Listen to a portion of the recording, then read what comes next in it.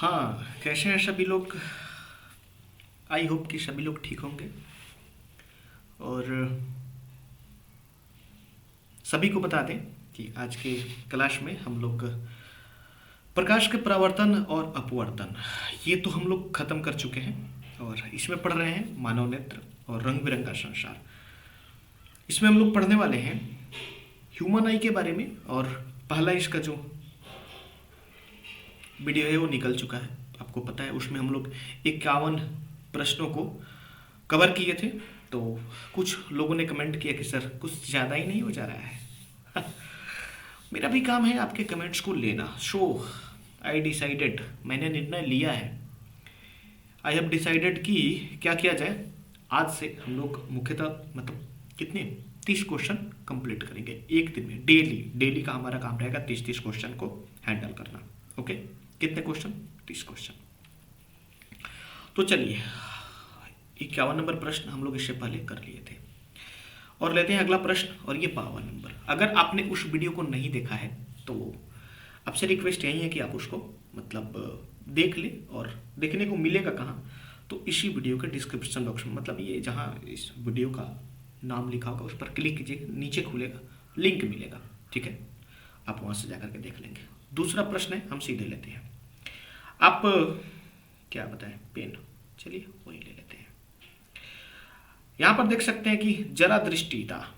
अब सबसे पहले तो थोड़ा सा हम मतलब इससे पहले वाला वीडियो अगर आपने नहीं देखा है फिर तो दिक्कत होने वाली है। जरा जरा मैंने बताया था कि थोड़ा थोड़ा दोनों में से हो जाती है। मतलब दृष्टि दोष तो 4 प्रकार के होते हैं।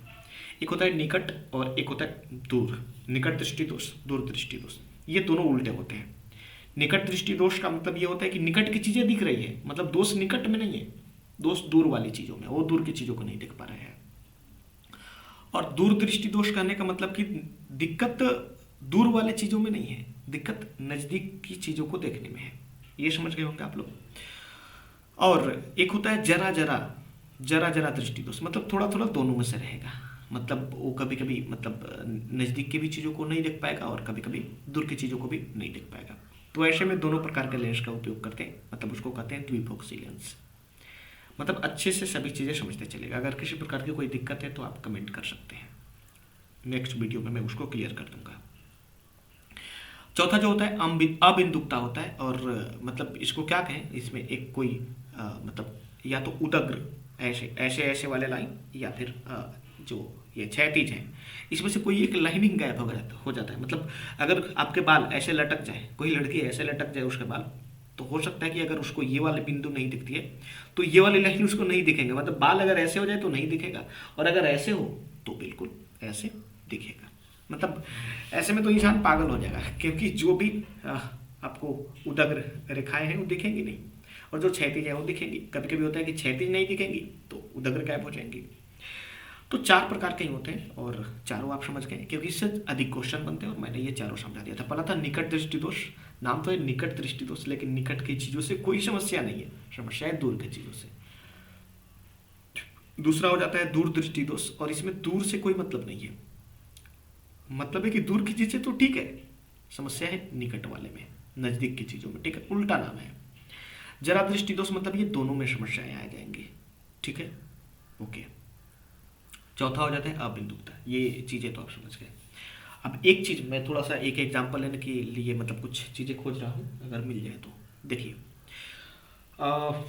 क्या, चलिए फिलहाल इसी को ले लेते हैं। ये एक बैटरी है, अगर ये मेरे नेत्रों से दूर है, मतलब वो आपके पास में जा रहा होगा लेकिन मतलब मेरे नेत्रों से मिलेगा, मेरे नेत्रों से दूर है, तो मेरे आंख पर इसका प्रतिबिंब पहले बन जाना ये स्वाभाविक है, सिंपल बात है। रूल ये है कि अगर हम ये एक आंख को ऐसे गोल बना लें, ठीक है, तो सबसे जो अगर यहाँ पर लेंस है, यहाँ पर क्या है, लेंस है, तो देखिए इधर कभी भी कोई भी वस्तु इधर ही होता है, सामने ही ना होगा। मतलब लेंस इधर है और रखेंगे कहाँ, पीछे। तो देखिए रेटिना पर इसका पिक्चर बनता है, कहाँ बनता है, रेटिना पर बनता है।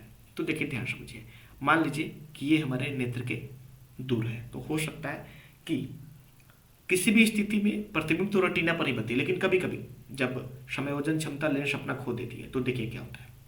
अगर ये कोई ऑब्जेक्ट है, कोई वस्तु है और ये दूरी पर है, तो प्रतिबिंब आगे की ओर खसकेगा। मतलब आप कल्पना कीजिए, अगर कोई वस्तु दूर है तो प्रतिबिंब शायद पहले ही बन जाता होगा। मतलब अब यहां पर देखिए, यहां पर, ठीक है, मतलब अगर कोई वस्तु यहां दूर है तो सिंपल बात है कि ये प्रतिबिंब यहां ना बन करके हम बता दे रहे कि हो सकता है थोड़ा सा इधर बन जाए। कहां बन जाए? 1 मिनट, यहां बन जाए। ठीक है, क्यों? क्योंकि जब वस्तु इधर की ओर खसका है तो प्रतिबिंब भी शायद इधर खसक गया, मतलब ऐसा कल्पना करना है, ये कंसेप्ट डेवलप करना है, प्रश्न को समझने में समस्या नहीं होगी। अगर वस्तु को हम नजदीक ला दें तो हो सकता है कि इसी का जो प्रतिबिंब यहां पर बनता था वो प्रतिबिंब, क्योंकि ये इधर खसका है ना, तो शायद प्रतिबिंब भी इधर खसक जाए। मतलब एक चीज क्या समझे कि अगर वस्तु दूर है तो हो सकता है कि वो प्रतिबिंब पहले बन जाती हो, वस्तु अगर नजदीक आ जाए तो हो सकता है प्रतिबिंब पीछे बन जाए, भाग जाए। ये कंसेप्ट तो अपने माइंड में रख लिया, बिल्कुल रख लेना है। अगर ये रखें तो ही क्वेश्चन समझ में आने वाला है। समझ गए? अब ध्यान समझिएगा कौन से लेंस का यूज हो सकता है, मैं ये चीजें समझा रहा हूं, ध्यान समझिएगा।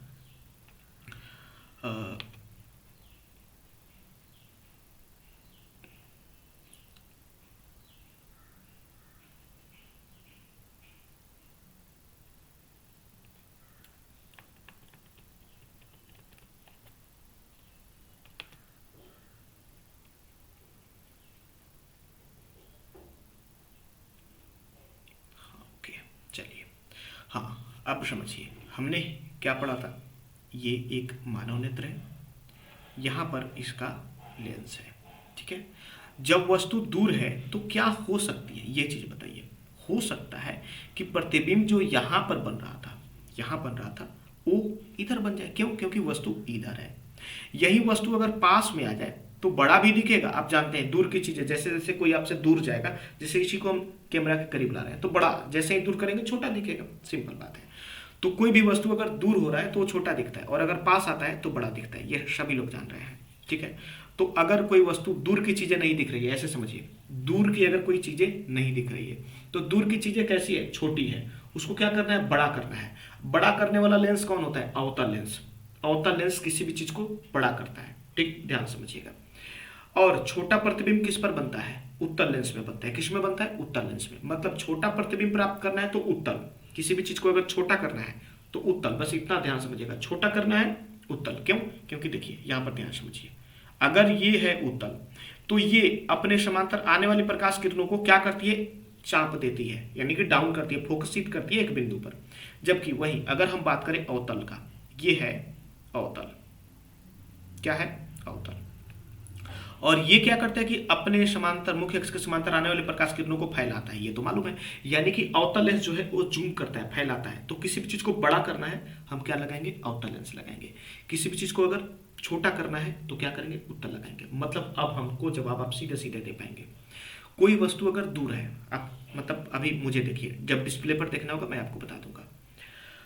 अभी कोई वस्तु दूर है तो वो छोटा दिख रहा होगा या बड़ा दिख रहा होगा, ये आप समझ रहे हैं कि दूर है तो छोटा दिख रहा होगा। तो छोटा दिख रहा होगा तो अगर हम कहें निकट दृष्टि दोष, क्या? निकट दृष्टि दोष। हमने बोला निकट दृष्टि दोष। निकट दृष्टि दोष मतलब निकट की चीजों में दिक्कत नहीं है, नाम उल्टा है। निकट दृष्टि दोष मतलब निकट की चीजें ठीक है, समस्या कहाँ है? दूर की चीजों से। अब दूर की चीजों में दिक्कत है तो क्या कीजिए? दूर की चीजें छोटी दिखती है ना, उसको जूम कर दीजिए। मतलब लेंस कौन सा लगा देंगे? अवतल लगा देंगे। ध्यान समझिएगा, दूर की चीजें, अगर हम बोल रहे हैं निकट दृष्टि दोष, मतलब समस्या निकट में नहीं है, समस्या दूर वाले में है। तो दूर की चीजें छोटी होती है ना, फ्रेश नहीं दिखाई देती है, जूम कर देंगे। और जूम करने के लिए क्या लगा देंगे? अवतल लेंस। समझ गए? हम कह रहे हैं दूर दृष्टि दोष, मतलब दूर की चीजें हैं और वो नहीं दिख रही है। कहाँ की चीजें? दूर की चीजें, और वो बिल्कुल नहीं दिख रही है। तो दूर की चीजें हैं, दूर दृष्टि दोष, सॉरी, दूर दृष्टि दोष अगर बोले तो दूर की चीजें क्लियर है, उसमें कोई समस्या नहीं है। दूर दृष्टि दोष में दूर की चीजें क्लियर है, समस्या क्या है? निकट में। तो नजदीक की चीज क्या हो सकता है? कुछ ज्यादा ही जूम हो गया तो उसको पता करना है, क्या करना है? पतला करना है। ठीक है, पतला करने के लिए कौन सा लगा देंगे? उत्तल लेंस लगा देंगे। अब आप हमें जवाब देंगे, अब आप हमें जवाब देंगे 1 मिनट। ओके, जवाब आपको ये देना है कि निकट दृष्टि दोष है। ठीक है, आप सभी लोग जवाब देंगे, जो जहां से देख रहा है आप बोलेंगे, बिल्कुल बोलना है, इससे आपको समझ में आएगी। रिक्वेस्ट है आपसे। निकट दृष्टि दोष, इसमें दिक्कत किस में होगा? निकट में या दूर वाली चीजों में? तो बिल्कुल निकट दृष्टि दोष है, तो दूर वाली चीजों में दिक्कत होगा, कमेंट आप कर सकते हैं। निकट दृष्टि दोष में समस्या कहाँ होगा, निकट की चीजों में या दूर की चीजों में, बताइए। ठीक है, चलिए ओके। तो निकट दृष्टि दोष में निकट से कोई मतलब नहीं है, मतलब है कि दूर की चीजें साफ नहीं दिखेंगी। अब दूर की चीजें नहीं दिख रही तो दूर तो कोई चीज कैसा दिखता है, छोटा, उसको करना है जूम। कौन सा लगाएंगे, उत्तल या अवतल। तो देखिए यहाँ पर उत्तल तो किसी भी चीज को चाप देता है, यानी कि छोटा कर देता है, और अवतल किसी भी चीज को बड़ा कर देता है। बात है निकट दृष्टि दोष की, यानी कि चीजें निकट की कोई दिक्कत नहीं है, दूर की चीजें हैं, तो दूर को जूम करना है, और जूम करने के लिए क्या लगाएंगे, अवतल लेंस। फिर बात करते हैं, अब आप लोग बताइएगा कि अगर दूर दृष्टि दोष की बात करें तो क्या समस्या दूर वाले चीजों में है, बिल्कुल नहीं। समस्या कहाँ है, समस्या है नजदीक की चीजों में। अब ये एक बैटरी है, देखिए कभी कभी नजदीक की चीजें भी नहीं दिखती है, ऐसा क्यों बता रहे हैं, ध्यान समझिए। अगर इसको हम बिल्कुल करीब में ला दे तो ये कैमरा भी इसे ठीक से समायोजित नहीं कर पाएगा, मतलब ठीक से इसको फोकसित नहीं कर पाएगा। दूर है तो ठीक है, थोड़ा पास रहेगा और अच्छा रहेगा, लेकिन ज़्यादा पास हो जाए तो बिल्कुल नहीं दिखेगा। तो ऐसे स्थिति में हम क्या कर सकते हैं, ऐसे स्थिति में क्या कर सकते हैं, ध्यान समझिए। नज़दीक की चीज़ें जब ना दिखे तो इसको थोड़ा सा क्या कीजिए, छोटा कर दीजिए, क्योंकि ना मतलब फट जाता है, ज़्यादा ये होता है तो फट जाता है, कैमरा में भी आप देखते होंगे। तो इसको क्या करना है, थोड़ा छोटा कर देना है। छोटा करने के लिए क्या लगा देंगे, उत्तल लेंस। तो ये चीज़ें तो आप समझ गए होंगे, ठीक है। तो चलिए बढ़ते हैं आगे की ओर। और अब क्या करते हैं यहाँ पर हमें, हाँ एक जरा दृष्टि प्रश्न में यही है, पहले हम चारों ऑप्शन ले लेते हैं, ओके। अब यहाँ पर बात है जरा दृष्टि दोष।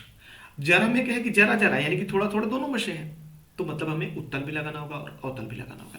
लेकिन ये किस कारण से होता है, तो किस कारण से होता है, तो देखिए क्या है कि कभी ना दूर का चीज फ्रेश बन रहा है, ना नजदीक की चीज पीछे भाग जा रही है।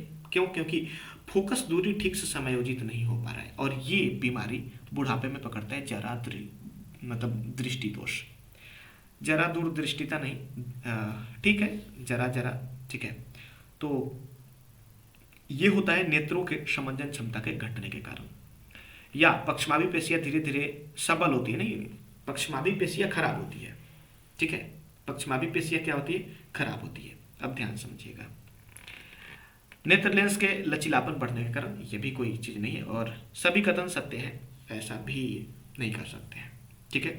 तो सिंपल सी चीज होगी कि समंजन क्षमता इसमें घट जाएगी, ठीक है। अगर दुर्बल होता कि मांसपेशी उसका दुर्बल होता है तो फिर हम कुछ लगा सकते थे, इसलिए इसका सिंपल बात है, समंजन क्षमता इसका घट जाता है, मतलब बूढ़े लोग जो हैं वो मंजन नहीं कर पाते हैं ना, तो इसीलिए बताए थे। ये जो कल वाला वीडियो जरूर देखिएगा।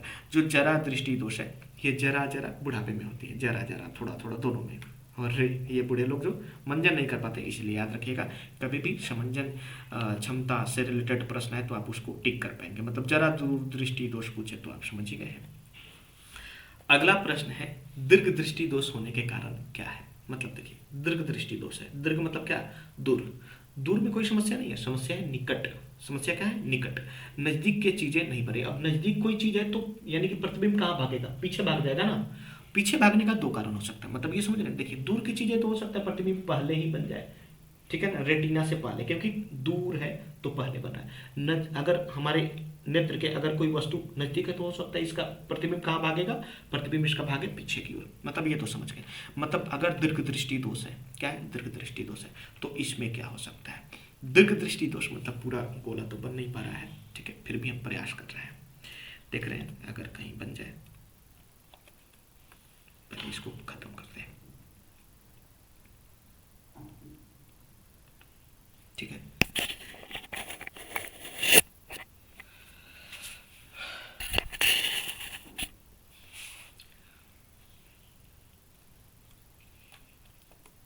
हाँ चलिए, किससे होगा, ये नहीं चाहिए, ये भी गोला नहीं हो रहा है, नहीं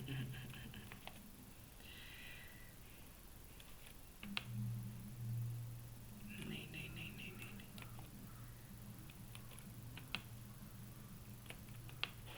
मतलब गोला आकृति बनाने में हमें असक्षम। तो कोई बात नहीं, हम चलिए लेकर के चलते हैं, ऐसे ही इसी से बनाते हैं। ये मान लीजिए कि हमारा है नेत्र। बात है दीर्घ दृष्टि, तो उसकी मतलब दूर से कोई दिक्कत नहीं है। नज़दीक की चीज़ें तो पीछे बनेंगी। मतलब अब क्या हो सकता है, ध्यान समझिएगा। मान लीजिए कि ये नज़दीकी कोई वस्तु है और इसका प्रतिबिंब यहाँ सही बन रहा था, लेकिन अब नज़दीक की है तो कहाँ पीछे भागेगा, लेकिन अब क्या बन रहा है, पीछे भाग रहा है। पीछे बनने का दो कारण हो सकता है। एक, या तो जो ये लेंस है, ये लेंस इसका फोकस दूरी ही बढ़ गया हो। इसका फोकस दूरी क्या हो, मतलब यहाँ से आने वाली प्रकाश किरण, और ये सही जगह पर फोकसित ना करके थोड़ा सा क्या कर रहा है, पीछे की ओर फोकसित कर दे रहा है, और जिस वजह से पीछे बन रहा है। मान लीजिए कि एक ये किरण आया, ध्यान समझिएगा। अब इसको सही जगह पर यहाँ पर फोकसित करना था, लेकिन इसका फोकस दूरी बढ़ गया और जिस वजह से क्या हो गया, पीछे भाग गया। मतलब आप ये तो हम बताए ना कि नज़दीक की चीज़ें तो पीछे भाग जाती है, ये समस्या हो जाती है। और यहाँ पर जो बीमारी है ये दीर्घ दृष्टि दोष है। दीर्घ दृष्टि दोष है मतलब दूर की चीज़ क्लियर है, नज़दीक में ही दिखते तो पीछे भागा होगा। पीछे भागने का क्या कारण हो सकता है, पहले आप देख रहे हैं कि ये लेंस का फोकस दूरी बढ़ गया होगा, ठीक है, जिस वजह से पीछे भाग रहा है।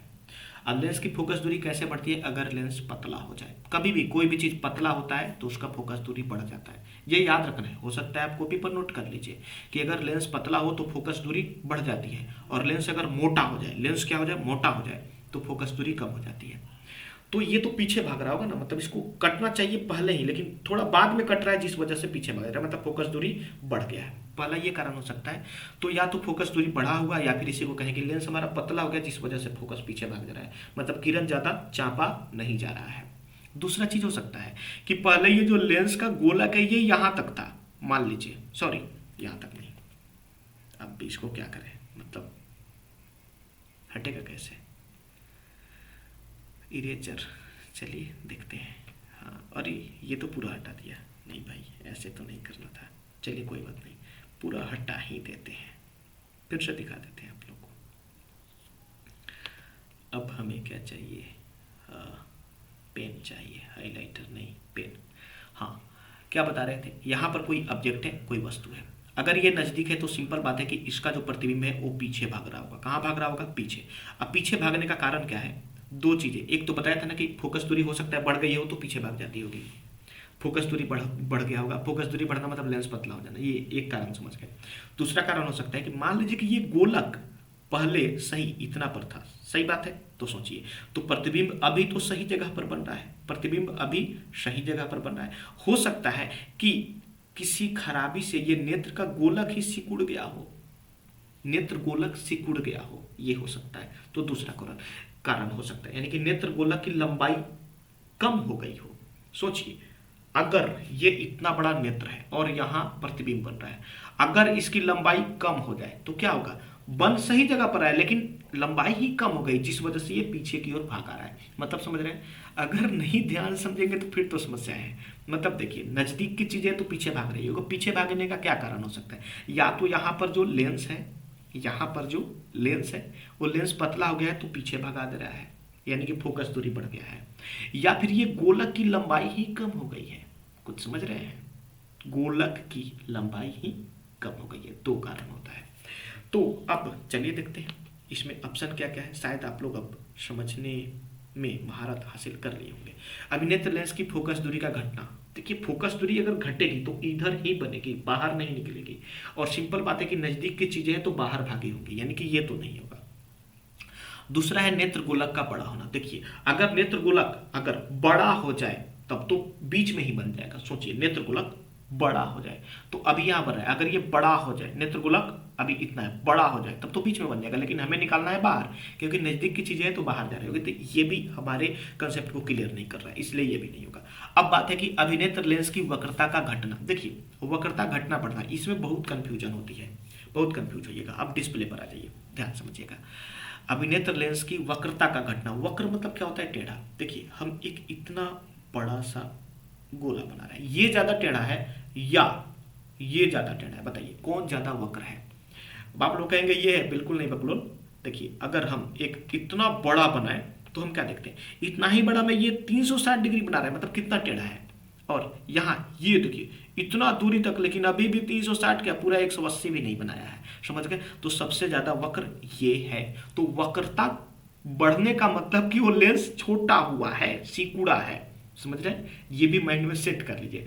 वक्रता बढ़ने का मतलब टेढ़ापन बढ़ने का मतलब है कि वो चीजें छोटी हो गई है, और वक्रता घटने का मतलब कि वो चीजें बड़ी हो गई है।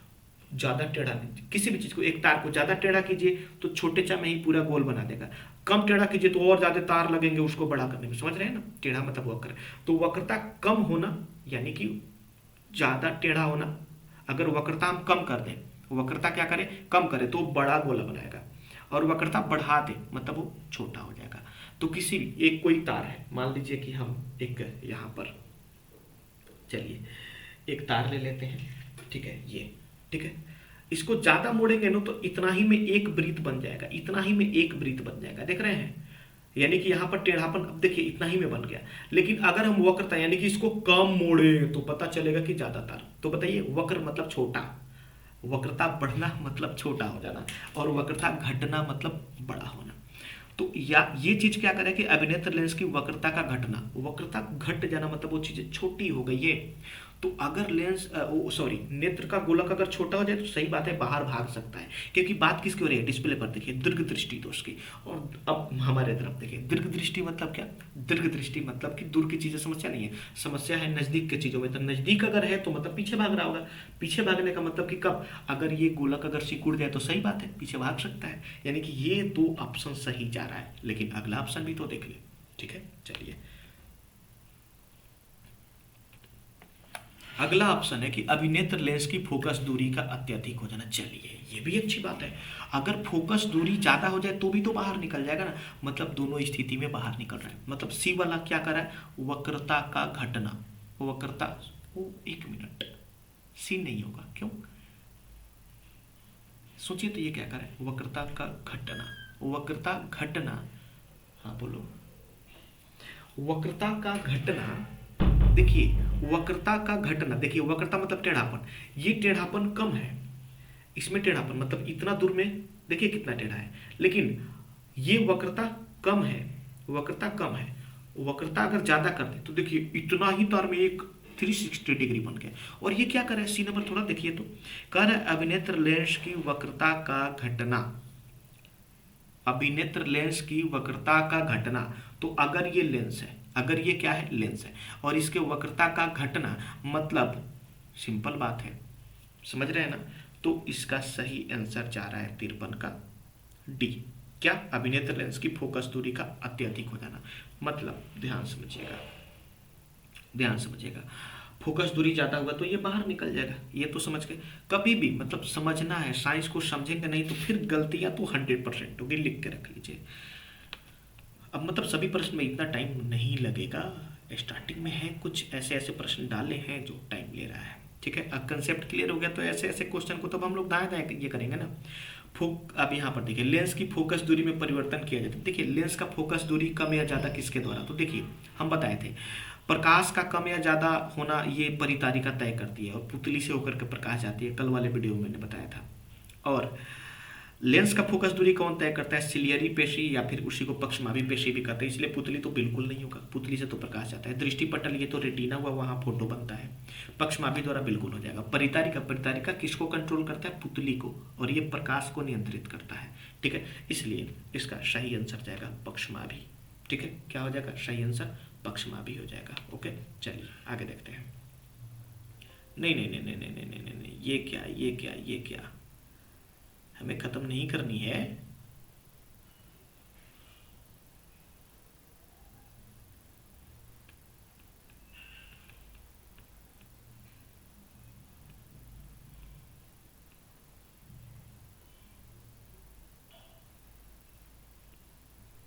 खत्म नहीं करनी है, ये तो हमने पढ़ा, सेशन अभी रखा है, रखना है। 55 नंबर प्रश्न, निकट दृष्टि दोष। चलिए टाइपिंग में कुछ समस्या है तो आज हमारे एडिट करने वाले, मतलब सॉरी टाइपिंग करने वाले स्टूडेंट हैं विवेक कुमार फ्रॉम मठिया। तो चलिए उनको तो सबसे पहले थोड़ी सी थैंक्स कि आपने हमें ये कंटेंट अवेलेबल कराया। और थोड़ी सी त्रुटि है तो कोई बात नहीं, विद्यार्थी अभी सीख रहे हैं, हो सकती है। निकट दृष्टि दोष को निम्नलिखित में से किसके द्वारा, अब निकट दृष्टि दोष को हटाना है। निकट में क्या समस्या है कि निकट की चीजें ठीक है, दूर की चीजें खराब है, क्या लगा देंगे जूम करने के लिए, अवतल लेंस, सिंपल बात है। इसलिए इसका सीधे सीधे आंसर हो जाएगा क्या, अवतल लेंस। कुछ समझ रहे हैं ना, इसलिए इसका सही आंसर हो जाएगा बी। मतलब निकट दृष्टि दोष मतलब निकट कट तो ठीक है ना, समस्या है दूर की, तो दूर का चीज छोटा दिख रहा है ना, जूम करना है, अवतल, सिंपल बात।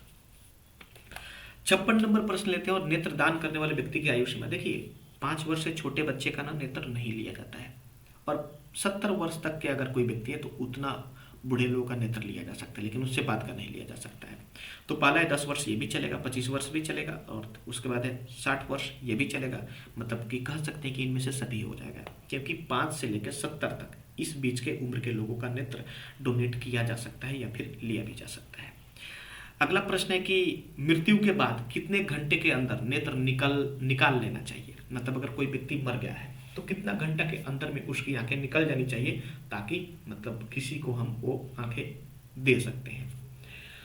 तो देखिए ये 4 से 6 घंटे होते हैं। कितने होते हैं, 4 से 6 घंटे इसके समय होते हैं, क्योंकि 6 घंटे के बाद ना उसके जो जीवित ऊतक होते हैं वो मतलब सड़ने लगते हैं, और इसलिए उसके बाद वो किसी काम का रह नहीं जाता है। इसलिए इसका 2 से 3 घंटा, मतलब जरूरी नहीं है 3 घंटा से ज़्यादा का हो, उसको भी ले सकते हैं, 4 से 6 घंटा ले सकते हैं, 8 से 10 इतना घंटा तो नहीं वेट कर सकते हैं भाई, खत्म हो जाएगा, और 10 से 12 भी नहीं होगा। इसलिए इसका सही आंसर क्या आ जाएगा, बी नंबर, 4 से 6 घंटे तक। ठीक है, लेते हैं अगला प्रश्न 58 नंबर। इनमें से कौन ऐसे व्यक्ति है जो नेत्रदान नहीं कर सकते। देखिए नेत्रदान करने का एक ही कंडीशन है, आपको दमा हो कोई दिक्कत नहीं, आपको खाज दाद खाज खुजली कोई मतलब नहीं, आपको बुखार है कोई मतलब नहीं, मतलब है कि ऐसे बीमारी नहीं होना चाहिए जो पटता है, संक्रामक बीमारी उसको कहते हैं, एक व्यक्ति से दूसरे व्यक्ति में जो पटता है फैलता है उसको कहते हैं संक्रामक बीमारी, तो वो बीमारी नहीं होना चाहिए। संक्रामक रोग से पीड़ित बिल्कुल नहीं दे पाएंगे। मधुमेह दे सकते हैं, शुगर, मधुमेह मतलब शुगर, शुगर से क्या मतलब है, दमा भी है उससे कोई मतलब नहीं है, बीएमसी बिल्कुल ये भी नहीं, यानी कि इसमें से एक ही है संक्रामक रोग, इसी को कहते हैं फैलने वाला बीमारी, आँख के द्वारा फैल जाएगा, मतलब बेचारा अंधा था पता चला कि आँख हुआ तो कोई और बीमारी पकड़ दिया। ठीक है, चलिए अगला प्रश्न है 59 नंबर कि निम्न में से कौन ऐसे व्यक्ति है जो नेत्रदान नहीं कर सकते। मतलब अभी तो हमने बताया ना, लेकिन यहाँ पर कुछ ऑप्शन अलग अलग है, आप ध्यान समझिए। चश्मा पहनने वाला व्यक्ति क्यों नहीं, मैं तो कर सकता हूँ। मधुमेह शुगर वाले भी मैंने बताया दे सकते हैं, दमा वाले भी दे सकते हैं, लेकिन एड्स बीमारी है संक्रामक बीमारी है, मतलब एक व्यक्ति से दूसरे व्यक्ति में फैलता है, और इसलिए एड्स वाले व्यक्ति जो हैं, ये एड्स वाले जो व्यक्ति हैं वो नेत्रदान नहीं कर सकते, इसलिए सही आंसर ए हो जाएगा।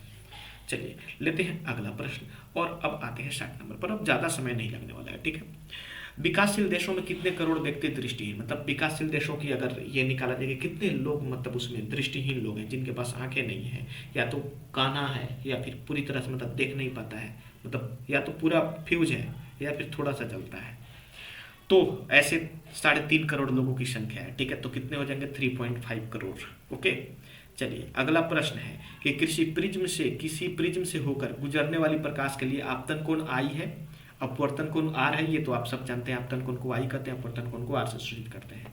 तो निर्गत कोण का मान क्या होगा, देखिए निर्गत कोण और आपतन कोण आपस में क्या होते हैं, बराबर होते हैं, ये याद रख लीजिए, निर्गत कोण और आपतन कोण आपस में क्या होते हैं, बराबर होते हैं। तो सिंपल चीजें हैं कि यहाँ पर आर जो है बड़ा होगा, बिल्कुल नहीं, आर जो है सॉरी जो ये है आर से छोटा होगा, बिल्कुल नहीं, ऐसा भी नहीं होगा, और यहाँ पर जो दोनों के योगफल के बराबर होगा, बिल्कुल नहीं। और यहाँ पर है कि देखिए एंगल आई जो है, ये सभी एंगल है, मतलब कोण आई, हालांकि कोण थोड़ा सा आप ये छोटा बड़ा वाला चीज़ें दिए हैं, उसको आगे वाले मतलब कभी टाइप करेंगे तो ये थोड़ा सा ध्यान रखेंगे, ये कोण का सिंबल नहीं है। ठीक है, तो कोई बात नहीं, यहाँ पर है कि आई के बराबर होगा, मतलब आपतन कोण के बराबर होगा, और मैंने वही चीज़ें बताया है कि आपतन कोण और निर्गत कोण, ये दोनों, आपतन जो आ रहा है, निर्गत जो प्रिज्म से निकल रहा है, आपतन जो आ रहा है, और निर्गत मतलब क्या, जो प्रिज्म से निकल रहा है, तो ये दोनों के कोण आपस में बराबर होते हैं, क्योंकि आप देखते होइएगा पार्श्विक विस्थापन देखे होइएगा, दोनों मतलब एक क्या मतलब समांतर निकलते हैं, आयताकार स्लैब में आप लोग पढ़े होंगे, तो वही कंसेप्ट माइंड में रखिएगा कि आपतन कोण और ये निर्गत कोण, ये दोनों के कोण बराबर होते हैं, उसमें कोई दिक्कत नहीं है। अगला प्रश्न लेते हैं, और अगला प्रश्न है देखिए यहाँ पर कि किसी प्रिज्म में अब आप लोग बस डिस्प्ले पर ध्यान दीजिए। किसी प्रिज्म में आपतित किरण और निर्गत किरण के बीच के कोण को क्या कहते हैं? देखिए, आपतित किरण और निर्गत किरण के बीच के कोण को, मतलब इसके लिए तो हमें फिर आपको समझाना होगा प्रिज्म। चलिए देखते हैं, तो समझा ही देते हैं, ले लेते हैं, समझा देते हैं। चलिए ध्यान समझिएगा। अब हम लेते हैं, चलिए एक प्रिज्म बना लेते हैं। ये हो जाता है हमारा प्रिज्म। क्या हो गया? हमारा हो गया प्रिज्म। ओके, चलिए अब अगर यहां पर कोई आपतित किरण है, सॉरी 1 मिनट, यहां पर अगर हमारे पास कोई आपतित किरण है, आपतित किरण ऐसे आपतित होती है, ठीक है, तो यहां से जैसे ही ये प्रिज्म में प्रवेश करेगी, यहां से समांतर होकर जाएगी। कैसे होकर जाएगी जी? समांतर होकर जाएगी, बिल्कुल ऐसे, यानी कि आधार के समांतर। ये भी ऐसे भी क्वेश्चन पूछे जाते हैं, याद रखिएगा। यानी कि ये जो किरण है ना, ये आधार के क्या हो जाती है? समांतर हो जाती है, इसके बिल्कुल समांतर रहती है। और अब यहाँ से फिर ये ऐसे चली जाएगी, निकलेगी तो भी फिर विचलित होगी ना, प्रवेश करते समय भी विचलित और निकलते समय में भी। अब ये क्या हो रहा है? ये आपतित है और ये आपको निर्गत किरण है, और ये क्या करेगी? इन दोनों किरण के बीच के कोण को, चलिए इन दोनों किरण को पीछे लाइए। तो इन दोनों किरण को थोड़ा सा हम ला रहे हैं पीछे, ध्यान समझिए। इसको पीछे लाए और इसको भी हम पीछे लाए, तो कह रहे हैं कि कौन सा कोण बनेगा। देखिए यहाँ पर जो कोण बनता है, यहाँ पर जो कोण बनता है, इसको हम लोग कहते हैं विचलन कोण। क्या कहते हैं? विचलन, या फिर उसे डेल्टा भी, डेल्टा से सूचित करते हैं। और अगर प्रिज्म के दो फलक के बीच में, मतलब ये बने चाहे यहाँ पर बने चाहे यहाँ पर बने, तो इसे प्रिज्म कोण कहते हैं। इसे क्या कहते हैं? प्रिज्म कोण कहते हैं। ध्यान समझिएगा। तो ये है आपतित किरण और ये है अपवर्तित किरण। तो इन दोनों किरणों के बीच में जो कोण बनता है, इस कोण को कहते हैं हम, मतलब विचलित, कि कितना ये विचलित हुआ है, कितना अपने पथ से हटा है, अपने पथ से कितना हटा है, ठीक है, ये कहते हैं। ठीक है, तो ये हो गया आपको विचलन कोण। बाकी प्रिज्म के किसी भी कोने पर आ जाइए, यहाँ पर या फिर यहाँ पर या फिर यहाँ पर, ये प्रिज्म कोण कहे जाते हैं। मतलब ये दो फलकों द्वारा, एक ये फलक है, देखिए आपको बता रहे हैं, एक ये फलक है, ये, ठीक है, एक ये फलक और एक ये, तो ये दो फलकों से बनती है। तो दो फलकों के बीच में बनने वाले कोण को प्रिज्म कोण कहते हैं। और आपतित किरण और निर्गत किरण के बीच के कोण को क्या कहते हैं हम? ये विचलन हो जाएगा। ठीक है, तो चलिए देखते हैं हम, चलिए क्या करते हैं, देखते हैं। आपतन कोण बिल्कुल नहीं होगा, विचलन कोण, हाँ ये हो जाएगा। समझ गए? अभी तो हमने आपको बताया था ना, तो इसका सही आंसर क्या हो जाएगा? विचलन कोण। 63 नंबर प्रश्न लेते हैं, और 63 नंबर प्रश्न है कि किसी प्रिज्म के दो पार्श्व पृष्ठों के बीच के कोण को, मतलब प्रिज्म के दो पार्श्व पृष्ठ है, मतलब प्रिज्म का ही दो हिस्सा अगर सट रहा है तो उसको क्या, अभी तो हमने बताया था ना कि प्रिज्म के अगर कोण, मतलब दो कोणों को बताएगा कि दो पार्श्व पृष्ठ आए और सट गए, तो वहां पर कौन कौन बन रहा है, तो इसको हम कहेंगे प्रिज्म का कोण, यानी कि प्रिज्म कोण। तो इसका सिंपल आंसर हो जाएगा प्रिज्म का कोण, इसे प्रिज्म कोण भी कहते हैं। अगला है कि किसी प्रिज्म से अपवर्तित प्रकाश किरणें, कोई प्रिज्म है और इससे अपवर्तित प्रकाश किरणें, अपवर्तित जो उसमें जा रही है, वो क्या हो सकता है? अभी तो हमने बताया था ना, अभी बताया है, वो क्या, चलिए देख लेते हैं। एक प्रिज्म है और अपवर्तित प्रकाश किरणें, यानी कि ये प्रिज्म है और यहाँ पर कोई ऐसे प्रकाश आई, सॉरी ये ज़्यादा हो गया, ये कोई प्रकाश आई और यहाँ से जब ये अपवर्तित, मतलब इसमें जब ढुकेगी, प्रवेश करेगी, तो कैसे होगा? आधार के समांतर हो जाएगी ना, इसलिए इसका सीधे हो जाएगा कि प्रिज्म के आधार के क्या हो जाएगी? समांतर हो जाएगी। किसी को दिक्कत? चलिए आगे देखते हैं। अगला प्रश्न है 65 नंबर, किस रंग का विचलन सबसे न्यूनतम होता है? तो देखिए आप लोग एक चीज देख होइएगा कि एक जो ये प्रिज्म होता है और इस प्रिज्म से जब कोई श्वेत प्रकाश किरण गुजरती है, अगर कोई श्वेत प्रकाश किरण गुजरे तो यहाँ से बहुत सारे आपको, मतलब 7 रंग प्राप्त हो जाते हैं। ऐसे ही हम टोटल 7 नहीं बना रहे हैं, ऐसे ही मतलब बनाते हैं, कितने 7 रंग प्राप्त होते हैं। सबसे ऊपर क्या होते हैं? सबसे ऊपर हो जाते हैं रेड, यानी कि हम इसको रेड से बता रहे हैं। सबसे ऊपर हो जाते हैं रेड, क्या हो जाते हैं, और सबसे नीचे हो जाते हैं ब्लू। ठीक है, तो विचलन का मतलब होता है कि विचलन मतलब अपने रास्ते से हटना। तो देखिए ये तो अपने रास्ते से कम ही ना हटा है जी, तो सबसे कम किसका हो रहा है? लाल का। और सबसे ज्यादा विचलन किसका हो रहा है? ब्लू का हो रहा है। किसका हो रहा है? ब्लू का हो रहा है।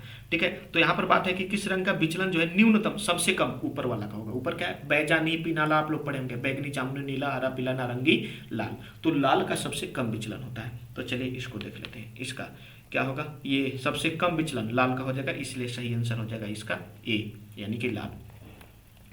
66 नंबर प्रश्न है कि कौन रंग है जिसको खतरे के, ये तो आप समझ रहे हैं, लाल रंग को खतरे के रूप में हम लोग उपयोग करते हैं। ठीक है ना, इसलिए इसका सही आंसर हो जाएगा सी। अगला है कि सॉरी 267 है, ऐसा पॉसिबल नहीं है, कोई बात नहीं, टाइपिंग में थोड़ा सा मिस्टेक है। श्वेत, कोई बात नहीं, श्वेत प्रकाश जब प्रिज्म से होकर गुजरता है तो रंग जो रंग सबसे अधिक विचलित होता है, अभी हमने क्या बताया, सबसे ज्यादा टेढ़ा कौन होगा, विचलित मतलब टेढ़ा, ऐसे याद रख लीजिए, लिख लीजिए कॉपी में, विचलित मतलब टेढ़ा, सबसे ज्यादा विचलित यानी कि टेढ़ा कौन होता है, तो ब्लू हो जाता है, कौन हो जाता है, ब्लू। अब ब्लू यहाँ पर तो है, सॉरी है नीला, ब्लू मतलब नीला है, तो 67 का डी हो जाएगा। 68 का लेते हैं, प्रिज्म से होकर सूर्य का श्वेत प्रकाश गुजरने पर श्वेत प्रकाश 7 रंग में बदल जाता है और लाल रंग के प्रकाश का विचलन, अब लाल का मतलब लाल तो सबसे ऊपर है, तो ज्यादा टेढ़ा हुआ या कम, सबसे कम, तो ये क्या करें कि बैगनी प्रकाश से कम है, बिल्कुल कम है, हरे से भी कम है क्योंकि वो तो सबसे कम है ना जी, हरा से आसमानी से सबसे वो कम होगा, यानी कि सभी रंगों से कम, इसलिए इसका सही आंसर जाएगा डी। 69 नंबर हम देखते हैं, और 69 नंबर प्रश्न है कि प्रिज्म से सूर्य का प्रकाश गुजरने पर पर्दे पर 7 रंग देखे जाते हैं, क्योंकि मतलब जब मतलब उससे कोई प्रिज्म है, उससे कोई प्रकाश किरण गुजरती है तो 7 रंग बन जाता है, ऐसा क्यों, ऐसा क्यों, तो पहला कि प्रिज्म 7 रंगों से निर्मित, प्रिज्म तो कांच का है, उसमें रंग कहाँ से आएगा, ये गलत बात है। सूर्य के प्रकाश में कोई रंग नहीं है, बिल्कुल भाई क्यों नहीं है, हमने तो पढ़ा है कि उसमें 7 रंग है। सूर्य के श्वेत प्रकाश के 7 रंग मौजूद हैं, बिल्कुल ये सही चीज है कि सूर्य के श्वेत प्रकाश में भी 7 रंग है और इसीलिए हमें 7 रंग प्राप्त होते हैं, तो इसका सही आंसर हो जाएगा सी। क्या हो जाएगा, सी। 70 नंबर प्रश्न देखते हैं, द्वितीयक इंद्रधनुष। देखिए इंद्रधनुष 2 प्रकार के होते हैं, एक प्राथमिक होते हैं और द्वितीयक होते हैं। प्राथमिक में प्रकाश का आंतरिक परावर्तन एक बार होता है, प्राथमिक में एक बार, प्राथमिक में कितने बार याद रखिए, कहीं नोट कर लीजिएगा, प्राथमिक में एक बार और द्वितीयक में 2 बार आंतरिक मतलब पूर्ण आंतरिक परावर्तन होते हैं। तो यहाँ पर बात हो रही है कि द्वितीयक इंद्रधनुष में पानी के बूंद के अंदर कितने आंतरिक परिवर्तन होता है। अब द्वितीयक है तो कई बार, 2 बार होगा, एक नहीं 2 हो जाएगा, इसका आंसर क्या हो जाएगा, 2 हो जाएगा, यानी कि इसका सही आंसर क्या हो जाएगा, सही आंसर हो जाएगा बी। ओके, आगे बढ़ते हैं। 71 नंबर प्रश्न है कि जब पानी की बूंदों के भीतर एक ही पुनः परावर्तन मतलब पूर्ण परावर्तन होता है, थोड़ा सा मिस्टेक है टाइपिंग में, एक बार हो रहा है तो क्या मतलब क्या है बताइए, इसमें से बताइए क्या है, एक ही बार हो रहा है, वो प्राथमिक यानी कि प्राथमिक है या द्वितीयक, चलिए अच्छा है द्वितीयक, हमको तो लग रहा है नेपाली पढ़ा रहे हैं, दोनों या फिर इनमें से कोई नहीं, प्राथमिक होता है ना, क्योंकि द्वितीयक में 2 बार होगा और प्राथमिक में कई बार परावर्तन होता है, एक बार होता है। चलिए 72 नंबर प्रश्न है कि कांच का अपवर्तनांक विभिन्न वर्णों के लिए क्या होगा। अब कांच का अपवर्तनांक है तो सभी रंग के लिए अलग अलग, तभी तो 7 भाग में बढ़ जाता है ना। लाल का अपवर्तनांक मतलब लाल कम अपवर्तित होती है, सबसे ज्यादा आपको ब्लू हो जाता है विक्षेपण, ठीक है ना, तो कुल मिलाकर के विचलन सबसे ज्यादा किसका हो जा रहा है, ब्लू का हो जा रहा है, लाल का, यानी कि सबका अलग अलग है। तो क्या यहाँ पर क्या है, प्रश्न ये है कि कांच का अपवर्तनांक मतलब अपवर्तनांक विभिन्न वर्णों के प्रकाश के लिए क्या हो सकता है, बिल्कुल अलग होगा, विभिन्न होगा, ठीक है, इसलिए इसका सही आंसर क्या हो जाएगा भाई, सभी रंगों का विभिन्न विभिन्न अपना अपवर्तनांक होता है, सबका एक नहीं होता है, अन्यथा ये अलग अलग नहीं मतलब हो पाते। अगला प्रश्न है, कांच का अपवर्तनांक किस वर्ण के लिए अधिकतम है। कांच का अपवर्तनांक किस वर्ण के लिए अधिकतम है, पहला है लाल, अब आप लोग बताइए बताइए, इतना आसान प्रश्न, इतना आसान प्रश्न बता दीजिए, किसके लिए सबसे ज्यादा होता है, मतलब सबसे ज्यादा कौन मुड़ता है भाई, सबसे ज्यादा अपने रास्ते से, बैगनी, बैगनी, एक मिनट एक मिनट एक मिनट एक मिनट, क्या है, ब्लू, ब्लू यानी कि नीला, तो नीला तो है नहीं, तो बैगनी, हाँ सॉरी वही ब्लू को बैगनी भी कहते हैं, चलिए अच्छी बात है, बैगनी हो जाएगा, बैगनी जामुनी, और ब्लू, ब्लू नहीं होगा जी, सॉरी, अगर मैंने बताया हो तो भाई सॉरी, क्योंकि नीचे भी होता है, वायलेट, बैगनी को क्या वायलेट कहते हैं, ठीक है, सबसे नीचे क्या होता है, ब्लू नहीं, सबसे नीचे क्या होता है आपको वायलेट होता है, ओ सॉरी मैंने गलत बताया था, उसको इग्नोर कीजिएगा आप लोग, ठीक है, क्योंकि बैगनी होता है, और अगर कहीं नीला वाला बताए होंगे तो बिल्कुल नहीं, उसको मतलब चेंज कर लीजिएगा लोग, उसका सही क्या होगा, आपको हो जाएगा बैगनी, बैगनी, और इंग्लिश में वायलेट, वीव की ओर। ओके, तो कांच का अपवर्तनांक किस वर्ण के लिए न्यूनतम होता है, अगर कांच का अपवर्तनांक हो रहा है तो किसके लिए सबसे कम होगा, कांच से अगर कोई मतलब प्रकाश गुजारे तो सबसे कम किसका होगा, आप सब लोग समझ रहे हैं, लाल का हो जाएगा, इसलिए 74 का आंसर हो जाएगा बी, 74 का क्या हो जाएगा बी, क्योंकि लाल सबसे कम मुड़ता है अपने रास्ते से। 75 नंबर प्रश्न थोड़ा सा जल्दीबाजी में, क्योंकि वीडियो लंबा हो रहा है, इसलिए कहीं अगर गलत बता दिया और नीला अगर हम ऑप्शन दे दिए हो तो उसको हटा लीजिएगा, बैगनी होता है सबसे ज्यादा, और सबसे कम क्या हो जाता है, सबसे कम हो जाता है आपको लाल का, ये ठीक है। चलिए, एक प्रिज्म सूर्य के श्वेत प्रकाश को 7 रंग में बदल देता है, मतलब देखिए यहाँ पर ये प्रश्न है कि एक प्रिज्म को रखे तो ये प्रकाश आई और ये 7 रंग में, चलिए डिस्प्ले पर आ जाइए, यहीं पर देख लीजिए, क्यों इतना फास्ट भगाना, देख लीजिए, ये प्रिज्म है। अरे यार बन जा जल्दी भाई। ये आपको क्या है, प्रिज्म है। मान लीजिए यहाँ पर कोई प्रकाश किरण, श्वेत प्रकाश किरण, तो ये यहाँ से बहुत सारे, मतलब ऐसे बहुत सारे रंगों में बदल जाएंगे, ठीक है।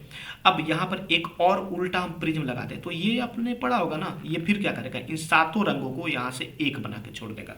किसी को दिक्कत, मतलब अगर एक प्रिज्म जो है 7 रंग में बदल दे रहा है, तो उसके सामने एक और अगर प्रिज्म खड़ा कर देना उल्टा करके, तो फिर उसको श्वेत कर देगा। मतलब श्वेत से 7 रंग हुए, तो 7 से फिर क्या हो जाएंगे, श्वेत रंग, क्योंकि 2 बार प्रिज्म से गुजर रहा है ना। तो एक बार गुजरा तो 7 रंग में टूटा, अब दूसरी बार में मतलब गुजरेगा तो क्या 7 7 49 रंग में हो जाएगा, नहीं 1 रंग हो जाएगा, यानी कि फिर से श्वेत हो जाएगा।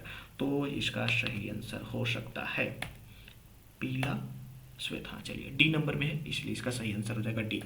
आगे बात करते हैं 75 के बाद 76। श्वेत प्रकाश जब किसी वस्तु पर पड़ता है तो उस वस्तु लाल वर्ण के प्रकाश को परावर्तित कर देता है। तो करेक्ट छोड़िए, देखिए मतलब थोड़ा सा आप लोगों को भी लग रहा होगा कि फास्ट ले जा रहे हैं, लेकिन ज़्यादा लंबा हो जाएगा। देखिए समझिए, तो इसी प्रश्न खींचने में इतना समय। श्वेत प्रकाश है, एक ही कंसेप्ट याद रखिए, दुनिया में कोई भी चीज़ अगर लाल रंग है तो मतलब वो लाल को परावर्तित कर रही है, तभी लाल दिख रही है, क्योंकि हमारे आंख में जिस रंग का प्रकाश आता है वो चीज़ें उसी रंग की दिखती है। ये कंसेप्ट तो आप समझ रहे हैं।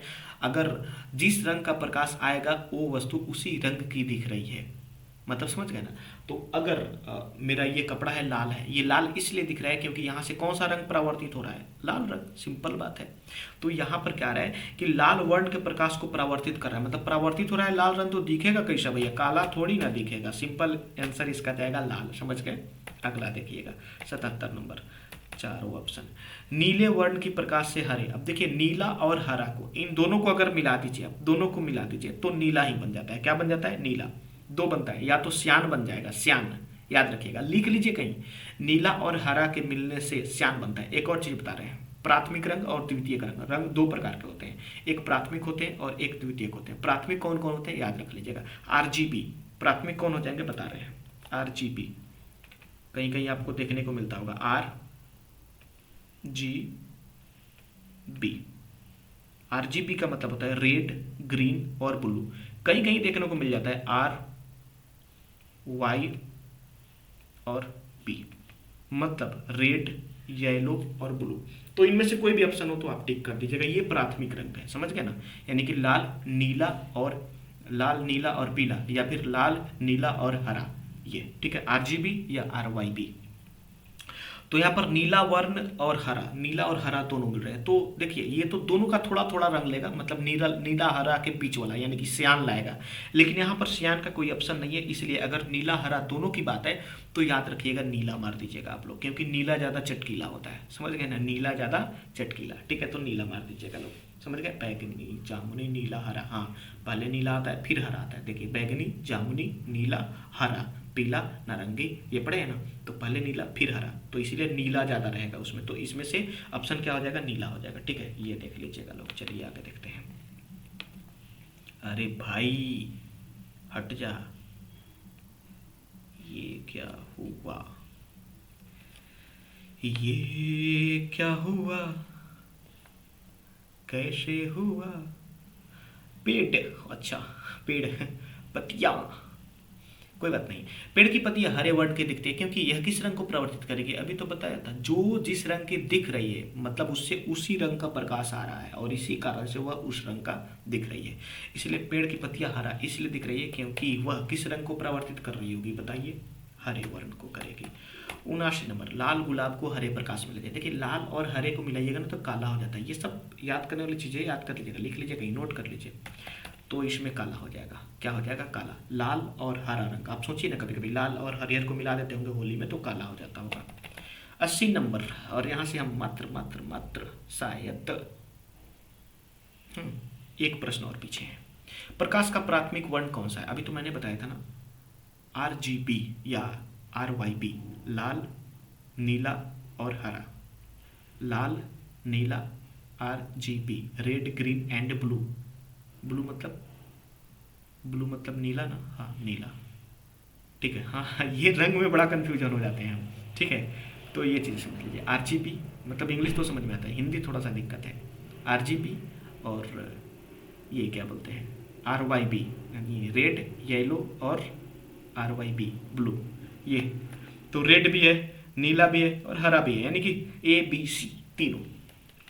फाइनली क्वेश्चन है दोस्तों, तीनों प्राथमिक वर्णों को उचित अनुपात में मिलाने पर तो श्वेत बन जाता है। ये भी चलिए, एक चीज़ और हमने तो बताया नहीं था, अगर प्राइमरी तो 3 प्राथमिक रंग है, आरजीबी या आरवाईबी, तीनों को मिला देना तो कोई रंग नहीं बनता है, मतलब श्वेत हो जाएगा। इसीलिए इनको प्राथमिक कहा जाता है, क्योंकि इनको कितना मात्रा मिला दीजिए श्वेत बना देंगे। इसमें से एक को हटा दे तो क्या बनेगा, बिल्कुल है क्या, मैजेंटा, श्यान और नीला, यानी कि इसमें से हो जाएगा मैजेंटा, श्यान और नीला। ऑप्शन क्या हो जाएगा, बी।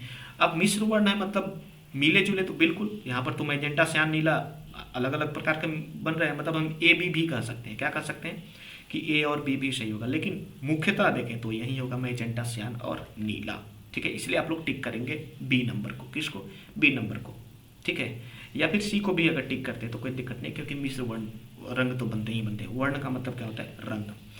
तो दोस्तों इसके आगे का क्लास हम लोग लेंगे कल। आप लोग से रिक्वेस्ट है कि अगर वीडियो लगी है अच्छी तो चैनल को कर दीजिए सब्सक्राइब, और कमेंट में तो जरूर बताइए कि क्लास आपको कैसा लग रहा है। एंड सेकंड चीज़ कि शेयर करना ना भूलें आपके जो भी रिलेशन है, क्योंकि सब्सक्राइबर बढ़ेंगे, थोड़ा सा हमारे व्यूज आएंगे, तभी तो हमारा भी उत्साह बढ़ेगा ना। आखिर इतना अच्छे तरीके से बिल्कुल मुफ्त में आपको पढ़ा रहे हैं, कुछ आपकी भी नियत बनती है, फर्ज भी बनते हैं। तो लेते हैं अभी, मिलते हैं अगले क्लास में। जय हिंद, जय भारत।